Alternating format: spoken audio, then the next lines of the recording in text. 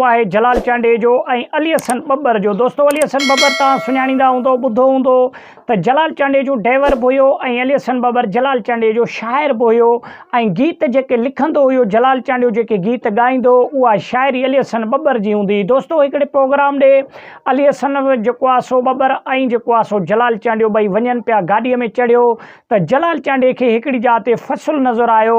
उहो फ़सुलु हुजे फोटर फरी ऐं कमंद बि कायल हुजे, केलो बि हुजे। दोस्तों पोइ पुराणे ज़माने जा माण्हू इहे ॻाल्हियुनि खे नोट कंदा हुया त यार हाणे वञूं था रस्ते में ऐं इहे फरियूं फोटा कुझु पटिया अली हसन बब्बर खे चयईं त खाईंदा हलूं ऐं जेको आहे सो टेम जीअं पास थिए।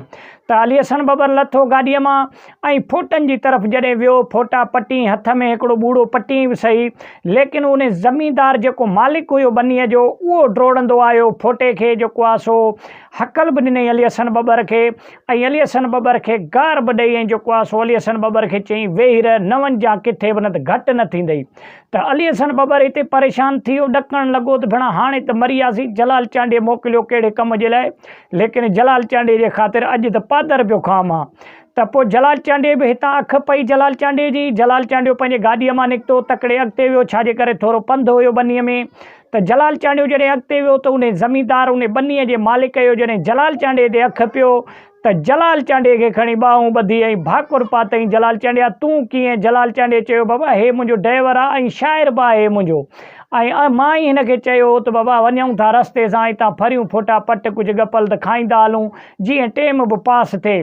त हुन वरी जल्दी छा कयो, ज़मीनदार हुन अली हसन बब्बर खे भाकुर पातईं। अली हसन बब्बर खां माफ़ी बि घुरियईं, अदा मूंखां ग़लती थी वई, मूंखे न ई ख़बर त तूं जलाल चांडे जो ड्राइवर आहीं या जलाल चांडे जो शागिर्द आहीं।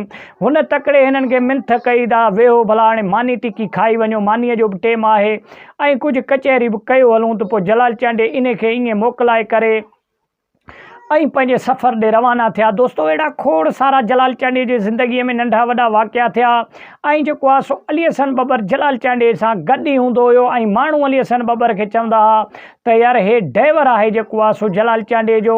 हालांकि ड्राइवरी त कंदो हुयो अली हसन बब्बर, किथे बि कहिड़े बि प्रोग्राम में वेंदो हुयो जलाल चांडे सां गॾु हुयो। ॿाहिरि मुल्क जॾहिं जलाल चांडे खे इनवाइट कंदा हुया माण्हू, दुबई थियो, सऊदी थियो, ॿिया मुल्क थिया दोस्तों, त पोइ अली हसन बब्बर जलाल चांडे सां गॾु ई हूंदो हुयो, छाजे करे जो शाइर हूंदो हुयो, शाइर जो कमु हूंदो आहे। छाजे करे जलाल चांडे पढ़ियल त कोन हुयो, जलाल चांडे खे अली हसन बब्बर कलाम यादि से माना जेको आहे सो यादि कराईंदो हुयो ऐं जेका शाइरी उहो लिखंदो हुयो उहो अली हसन बब्बर उनखे यादि कराईंदो हो जलाल चांडे खे।